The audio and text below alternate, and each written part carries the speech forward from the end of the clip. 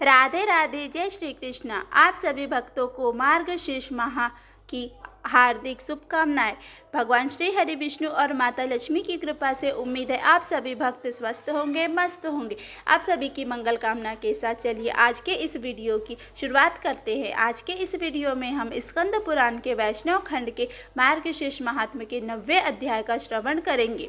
इसके अलावा हम 10वें और 11वें अध्याय का श्रवण भी इसी वीडियो में करेंगे। सबसे पहले हम मार्गशीर्ष महात्म्य के 90वें अध्याय का श्रवण करेंगे। इसमें ब्रह्मा जी कहते हैं कि हे प्रभु, आप मुझे नैवेद्य यानी भोजन अर्पण की विधि बताइए, जैसा कि वास्तव में किया जाता है। कितने प्रकार के पके हुए भोजन की इच्छा होती है तथा उसके साथ क्या क्या व्यंजन होते हैं, यह भी विस्तार से बताइए। तब भगवान श्री हरि विष्णु कहते हैं कि यह आपने बहुत ही अच्छा प्रश्न पूछा है, यह मुझे पसंद आया। मैं भोजन पेय आदि की विविधता तथा अन्य व्यंजन भी विस्तार से बताऊंगा। पहली चीज़ है सोने की थाली। अगर वह उपलब्ध न हो तो चांदी की थाली इस्तेमाल की जा सकती है। अगर वह भी उपलब्ध न हो तो बड़ी और सुंदर पलाश की थाली इस्तेमाल करनी चाहिए। फिर उस बर्तन में सैकड़ों ककोले बनाकर चारों ओर रखना चाहिए। बीच में व्यंजन रखना चाहिए।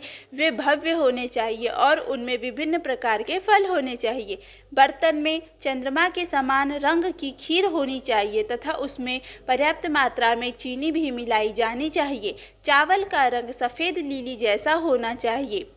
मुद्गा दाल शानदार और क्रिस्टल जैसी होना चाहिए। बीच बीच में अलग अलग तरह के अचार और मसाले रखे जाने चाहिए। खाने की चीज़ों को 3 पंक्तियों में व्यवस्थित किया जाना चाहिए। नींबू के रस से फलों और जड़ों के साथ कई तरह के साइड डिश होने चाहिए। मुझे दिए जाने वाले खाने में सैकड़ों तरह के साइड डिश होने चाहिए। अंगूर को अच्छे आम और करमर्दा के साथ मिलाना चाहिए। काली मिर्च, पीपल, सोंठ और इलायची को मिलाकर उबालना चाहिए और मेरे भोजन नैवेद्य के लिए सैकड़ों की संख्या में कथिकाएँ बनानी चाहिए। सैकड़ों ककोलों के साथ प्लहन, काढ़ा या चाटने की वस्तुएं बनाना चाहिए। उन्हें अनेक फूलों से सुगंधित करना चाहिए। मार्गशीर्ष मास में वे मुझे बहुत प्रिय है। सुंदर, गोलाकार, समतल, शून्य के समान, सममित, पतला, चपटा, गोल केक जैसा बर्तन तथा उसमें चीनी मिला हुआ उबला हुआ दूध रखना चाहिए। उस मधु के समान रंग वाले गौ दूध से मिश्रित मेरे अन्न में स्नेहपूर्वक सुगंधित घी डालना चाहिए। वह घी चमकदार ककोले में रखा हुआ होना चाहिए। वह इलायची से चमकता हुआ होना चाहिए। उसे 100 छेद वाली हिंग मिलाकर पर्याप्त मात्रा में पूरी काय खाने के तेल या घी में तली हुई पतली टिक्कियाँ बनानी चाहिए तथा वेष्टिकाएँ चावल, चने आदि के आटे से बनी हुई कई कुंडल बनाकर तेल में तली हुई बनानी चाहिए। उसे अपूप छोटी छोटी टिक्कियाँ तथा अनेक प्रकार के दूध के व्यंजन भी तैयार करवाने चाहिए। इन मीठी रोटियों को रत्नों और मोतियों या मालती के फूलों आदि की तरह एक साथ पिरोया जाना चाहिए। परपाटा और वरपाटा आटे से बनी गोलाकार केक जैसी चीज़ें जिन्हें धूप में सुखाकर तेल में तला जाता है, अर्थात पापड़ और वरपाटा अन्य चीज़ें जो आटे या सूखी सब्जियों से बनी कुंडल, शंकु, गोलाकार आदि में बनाई जाती है, सभी को तला जाता है। माशा, दाल या कुष्मांड, ऐश, लौकी से खूबसूरती से तैयार किए जाने चाहिए। मार्गशीर्ष माह में 9 प्रकार के वाटिकाएँ सुंदरतापूर्वक बनाकर मुझे अर्पित करना चाहिए। ये वाटिकाएँ दाल के आटे से बनाई जाती है और कटलेट की तरह बनाई जाती है। 2 प्रकार की वाटिकाएँ जाति, जायफल, मरीची, काली मिर्च आदि से तैयार करके लकड़ी के बड़े बड़े कुंडों में रखी जाती है। एक प्रकार का वटक बहुत ही परिष्कृत तेल में बनाया जाता है। वटक बनाने से पहले आटे में नमक डाला जाता है। दूसरा प्रकार स्नेह, तेल प्रेम से रहित होता है। दुष्ट लोगों की तरह उनका रंग केसर जैसा होता है। वे छिद्रों से भरे हुए दिखते हैं। कुछ को दही और दूध में डाला जाता है, कुछ को इमली या आम के रस में, कुछ को अंगूर के रस में और कुछ को गन्ने के रस में डाला जाता है। कुछ को काली सरसों के पानी में डाला जाता है, कुछ को चीनी के साथ और ऊपर बताए गए 4 प्रकार के रस के साथ। ये 9 प्रकार के वटका माने जाते हैं। निम्न वस्तुओं को एक साथ मिलाकर एक बड़े कढ़ाई में अच्छी तरह उबालना चाहिए। हीरे के समान चमकदार बुकेनेनिया लैटिफोलिया के बहुत छोटे बीज और सूखा रिकस, नारियल की गिरी के टुकड़े और 100 लौंग, घी, दूध, चीनी आदि यह खाद्य पदार्थ भी नैवेद्यों में से एक है। चमकदार चिकनी फेनिकस गेहूं के आटे से बनी मिठाइयाँ जो कुंडल के रूप में घी में तली जाती है होनी चाहिए। इन फेनिकस को गहरे रंग के क्रसरस सफ़ेद तिल के बीजों से बनी मीठी गोलियां के साथ परोसा जाता है। इलायची और कपूर के साथ पोलिकास पापड़ जैसी तली हुई टिकिया को परकिकास बड़ी गोलाकार कढ़ाई में पकाना अर्थात तलना चाहिए। मोदक एक प्रकार की मिठाई को कैरा बीज बुकानानिया लैटिफोलिया के बीज से बनाया जाना चाहिए। कुछ अन्य किस्मों को चीनी के साथ बनाया जाना चाहिए और दूध में भिगोया जाना चाहिए।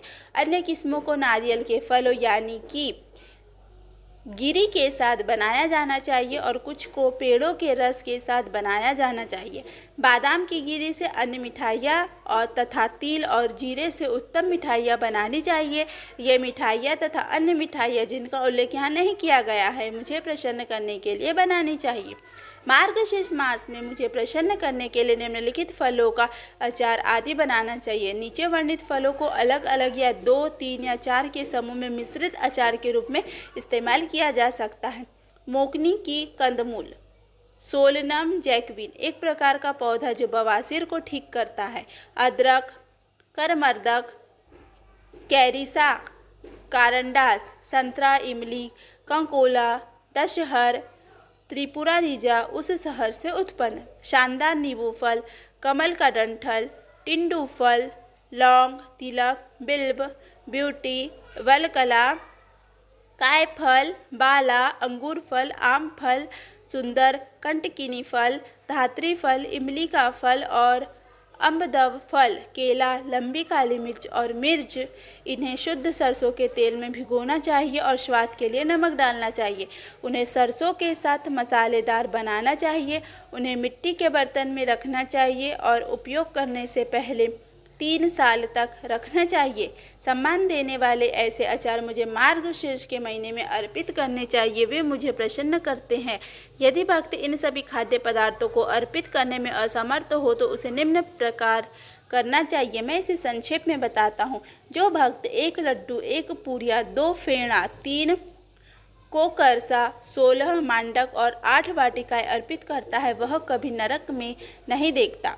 बहुत दिनों से रखा हुआ आधा अढाका दूध, चांद के समान चमकीली 16 पला मिश्री, 1 पला घी, 1 पला शहद, 2 कारस काली मिर्च और आधा पला सोट, ये 4 आधे आधे पला हो। उपर्युक्त सभी पदार्थों को अच्छी तरह मिलाकर स्त्री को अपने पतले हाथों से चिकने मुलायम कपड़े में पीसकर पेस्ट बना लेना चाहिए। फिर उन्हें कपूर के चूर्ण से सफ़ेद चमकदार किए हुए बर्तन में डाल देना चाहिए। जो यह रसीला पदार्थ बनाता है वह जो चाहे मांग सकता है। मैं उस आदमी को उसकी सारी इच्छाएं पूरी करूँगा। इस प्रकार मार्गशीर्ष महात्म्य का यह 9वां अध्याय समाप्त हुआ। इसके बाद आगे के वीडियो में हम मार्गशीर्ष महात्म्य के 10वें अध्याय का श्रवण करेंगे। 10वें अध्याय में हम प्रभु की आराधना में समापन संस्कार का श्रवण करेंगे। ब्रह्मा जी कहते हैं कि हे पिता, मनुष्यों को नैवेद्य भोजन अर्पित करने के बाद क्या करना चाहिए? मार्गशीर्ष मास में जो भी करना है उसका ठीक ठीक वर्णन कीजिए। तब भगवान श्री हरि विष्णु कहते हैं कि भोजन करने वाले को कपूर से सुगंधित जल से आचमन कराना चाहिए। तत्पश्चात पान, चंदन तथा हाथ धोने का जल वस्त्र से पोंछना देना चाहिए। तत्पश्चात भक्त को भक्तिपूर्वक मुट्ठी भर फूल चढ़ाने चाहिए। फिर दर्पण दिखाना चाहिए। तत्पश्चात यदि सामर्थ्य हो तो कपूर से नीराजन संस्कार कराना चाहिए। बुद्धिमान भक्त को चाहिए कि वह मुकुट आदि आभूषण अर्पित करे। तत्पश्चात हे महाभाग्यवान, छत्र और चौरिया अर्पित करे। भगवान के श्याम वर्ण सुंदर व्यक्तित्व कृपा करने में तत्पर मनोहर मुख का ध्यान करना चाहिए। 108 बार जप करना चाहिए तथा स्रोतों द्वारा भगवान की स्तुति करनी चाहिए। जप के लिए माला चांदी के तार या सोने के तार से पिरोए गए सीपों की हो सकती है। माला सुंदर कमल के बीज, मूंगा, रत्न, मोती या कृत्रिम इंद्राक्ष, नीलम हो सकती है। जब उंगलियों के जोड़ों पर किया जा सकता है यानी गिनती के उद्देश्य से। जप के उद्देश्य से पुत्र जीव से बनी माला की भी सिफारिश की जाती है। विद्वान भक्त को चलते फिरते, हंसते हुए, इधर उधर देखते हुए, एक पैर दूसरे पर रखते हुए, हाथों को सिर के ऊपर रखते हुए या खड़े खड़े मेरे मंत्रों का जाप नहीं करना चाहिए। उसे उत्तेजित मन से नामों का जाप नहीं करना चाहिए। जप, व्रत, होम, पूजा आदि के समय भक्त को बोलना नहीं चाहिए। घर में किया गया जप 1 गुना पुण्य देता है। गौशाला में किया गया जप उससे 10 गुना पुण्य देता है। नदी के तट पर किया गया जप 100 गुना पुण्य देता है। पवित्र अग्नि कक्ष में किया गया जप उससे 10 गुना पुण्य देता है। तीर्थों आदि में किया गया जप 1000 गुना पुण्य देता है तथा मेरे सानिध्य में किया गया जप उससे अनंत गुना फल देता है। यह सब करके मार्गशीर्ष मास में जो कोई परिक्रमा करता है उसे प्रत्येक पग पर 7 महाद्वीपों से युक्त पृथ्वी के दान का पुण्य प्राप्त होता है। परिक्रमा करते समय भक्त को भगवान के 1000 नामों का जप करना चाहिए या एक ही नाम को कई बार जपना चाहिए।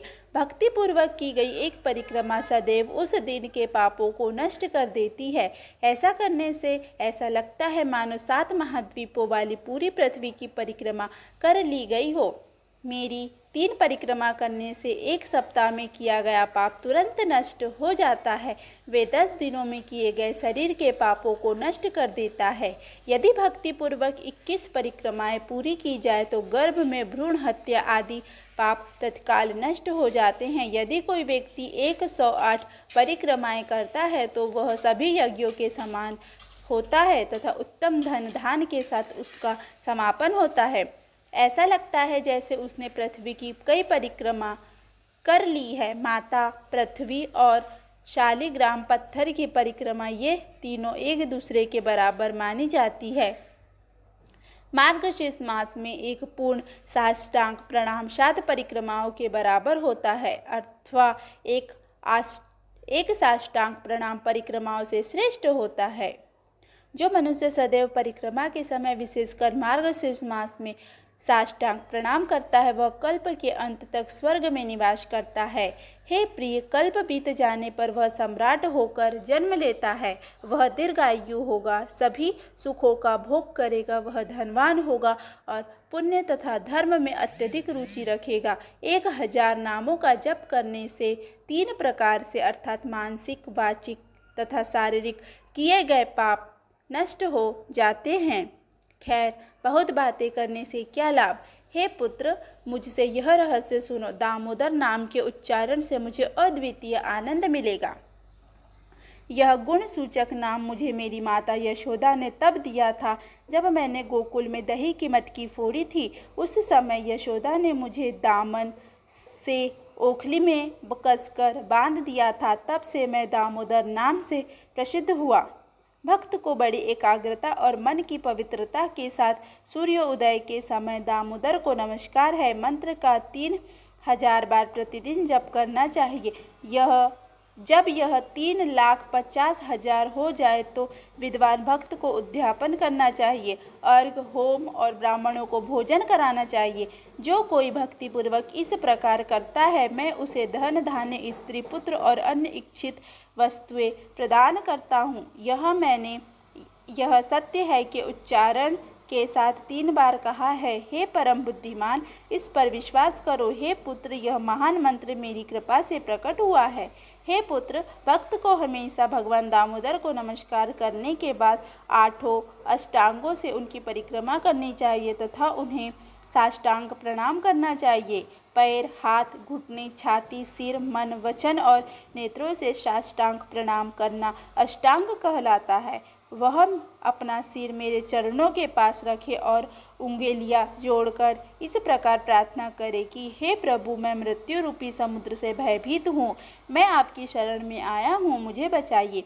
तत्पश्चात भक्त को मेरे द्वारा दिया गया शेष भाग अपने सिर पर धारण करना चाहिए और पूजन पूर्ण करने के लिए अत्यंत आदरपूर्वक इस प्रकार कहना चाहिए, हे प्रिय, हे जनार्दन, मेरे द्वारा की गई पूजा में चाहे मंत्रों की कमी हो या पवित्र अनुष्ठानों की या भक्ति की, लेकिन हे प्रभु, उसे संपूर्ण होने दीजिए। मार्गशीर्ष मास में ढोल, मृदंग और पणवों के साथ नृत्य का कार्यक्रम आयोजित करना चाहिए, इससे मनुष्य को पुण्य की प्राप्ति होती है। हे चतुर्मुख, पूजा के समय गीत, वाद्य, नृत्य और पुस्तकों का पाठ, ये सब मुझे सदैव प्रिय लगते हैं। हे परम सौभाग्यशाली, यदि गीत और वाद्य यंत्र उपलब्ध न हो तो पंचस्तव 5 प्रार्थनाओं का समूह मेरे लिए अत्यंत आनंददायी है। इसमें विष्णु सहस्त्र नाम, विष्णु के 1000 नाम, भीष्म स्तवराज, भीष्म द्वारा कृष्ण की स्तुति, गजेंद्र मोक्ष, हाथी की मुक्ति, अनुस्मृति और भगवत गीता शामिल है। ये 5 मिलकर पंचस्तव 5 प्रार्थना भजन बनते हैं। यदि कोई भक्त शालिग्राम से निकलने वाले पादोदक, जिस जल से पैर धोए जाते हैं, को पीता है तो हजारों पंचगव्य 5 दूध से बने पदार्थ पीने से क्या लाभ होगा। यदि कोई व्यक्ति शालिग्राम पत्थर से 1 बूंद भी पानी पी लेता है तो वह कभी माँ का दूध नहीं पी सकता, उसे मोक्ष की प्राप्ति होती है। जो लोग पादोदक को अपने सिर पर रखते हैं, जो इसे पीते हैं, उन्हें जन्म या मृत्यु, रिश्तेदारों की होने वाला प्रदूषण नहीं होता। भले ही कोई व्यक्ति अच्छे आचरण वाले लोगों की संगति से बहिष्कृत हो गया हो, लेकिन यदि उसे मृत्यु के समय पादोदक दिया जाए तो वह परमात्मा के बाद उत्तम गति को प्राप्त होता है। जो मनुष्य निषिद्ध पेय पीता है, निषिद्ध भोजन करता है, निषिद्ध स्त्री के पास जाता है, पाप कर्म करता है, वह पांडु अर्थात पादोदक का आश्रय लेने से तुरंत पवित्र हो जाता है। चरणों का जल चंद्रायण या पादकृच्छ के प्रायश्चित अनुष्ठानों से श्रेष्ठ है। काली घृत, केसर, कपूर और मलहम, इनमें से प्रत्येक को पादोदक के साथ मिलाकर सेवन करने से सभी पवित्र चीज़ें पवित्र हो जाती है। हे श्रेष्ठ ब्राह्मण, जो जल दर्शन मात्र से पवित्र हो जाता है वह मनुष्य के पापों को दूर कर देता है। पैरों से निकला जल तो और भी अधिक पापों को दूर करता है।